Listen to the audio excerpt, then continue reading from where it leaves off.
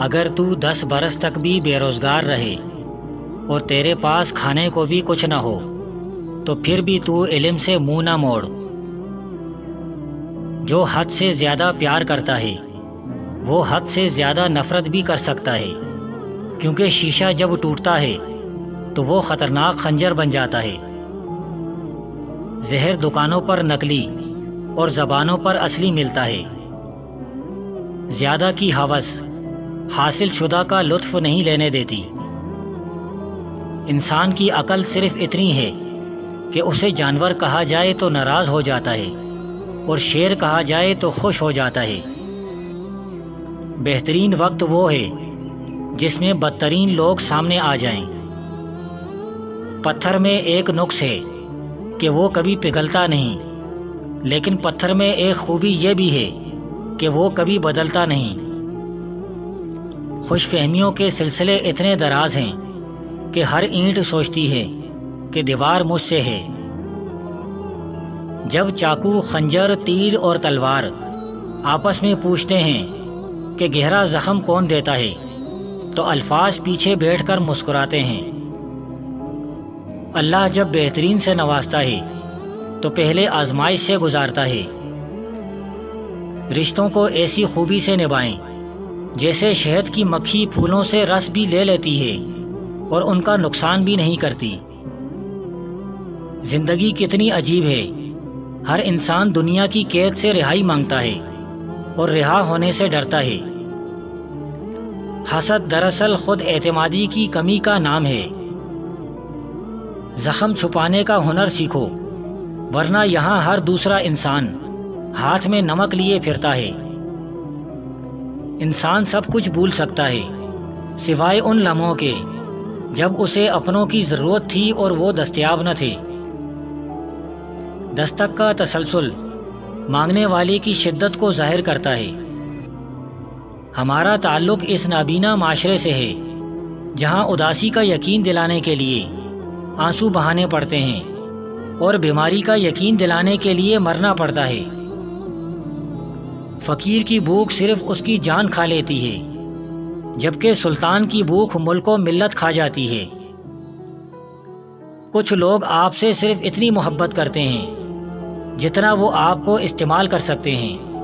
جہاں ان کا مفاد ختم، وہاں ان کی محبت بھی ختم۔ دولت حیثیت بدل سکتی ہے، اوقات نہیں۔ کسی ناقدر شخص سے محبت کرنا ایسے ہے جیسے آپ اسے سونے کے پیالے میں آب حیات پیش کریں اور وہ اسے ہونٹوں سے لگانے کے بجائے اپنے پیر دھو لے۔ جب انسان کا غم یا خوشی حد سے زیادہ بڑھ جائے تو دنیا اس کی نظر میں حقیر ہو جاتی ہے۔ بغیر نقشے کے پرندے بھی اپنے مقام تک پہنچ جاتے ہیں، مگر ایک انسان ہے جو دل سے دل تک پہنچنے میں ناکام رہتا ہے۔ رشتوں کو جوڑے رکھنے کے لیے کبھی کبھی گونگا، بہرا اور اندھا ہونا پڑتا ہے۔ تیرے وجود کی بنیاد تیرا باپ ہی ہے، اگر وہ نہ ہوتا تو تو بھی نہ ہوتا۔ تو جان لو تمہارے اندر جو بھی اچھائی ہے اس نعمت کی بنیاد تمہارا باپ ہے۔ انسان سے محبت وہی کر سکتا ہے جس پر خدا مہربان ہو۔ اگر آپ حادثاتی طور پر کسی سے 2-4 کتابیں زیادہ پڑھ گئے ہیں تو انہیں ہضم کرنا سیکھیں، دوسروں کا جینا حرام نہ کریں۔ سب سے بہتر اور عزت کا لقمہ وہ ہے جسے اپنی محنت اور کوشش سے حاصل کیا جائے۔ ہم لوگ نیک بننا نہیں، صرف نیک دکھنا اور نیک کہلانا چاہتے ہیں، اور یہ منافقت کا سب سے اعلیٰ درجہ ہے۔ خودکشی اسلام میں حرام ہے اور موت مسائل کا حل نہیں ہوتی۔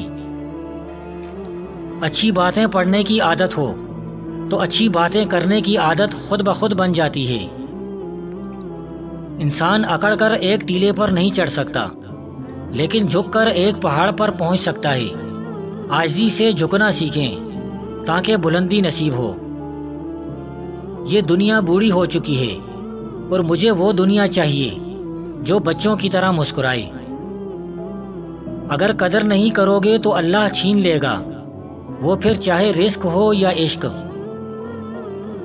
زندگی مسلسل امتحان ہے، یہاں 10 بار گرنے کے بعد 11ویں بار اٹھ جانے کا نام کامیابی ہے۔ بہترین زندگی جینے کے لیے اس حقیقت کو تسلیم کرنا پڑتا ہے کہ سب کو سب کچھ نہیں مل سکتا۔ خدا کے ہاں مقام صرف دل کی کیفیت کا ہے۔ اللہ اور انسان کا تعلق الف ہے، یہ ایک سیدھی لکیر جیسا تعلق ہے جس کے ایک سرے پر اللہ ہے اور دوسرے سرے پر بندہ ہے۔ پریشان نہ ہوں، اللہ بھی وہی دروازہ کھولتا ہے جس کی چابی آپ کے پاس نہیں ہوتی۔ جب دولت قریب آنے لگتی ہے تو 2 چیزیں ظاہر ہونا شروع ہو جاتی ہیں، ایک دروازے پر سائل اور دوسرا خواب میں دولت نظر آنے لگتی ہے۔ مرد کی فطرت ہے، اسے مکمل مل جانے والی چیز سے اکتاہٹ ہونے لگتی ہے۔ انسان دنیا میں بہت سے برے کام مختلف قسم کے خوف کی وجہ سے کرتا ہے۔ اگر خدا کی مدد پر یقین کامل ہو جائے تو انسان برائیوں سے بچ سکتا ہے۔ خواہشات سوئے ہوئے کتے کی طرح ہے، ان کے اندر خیر و شر پوشیدہ ہے۔ اچھا بولنے سے پہلے اچھا سننا ضروری ہے۔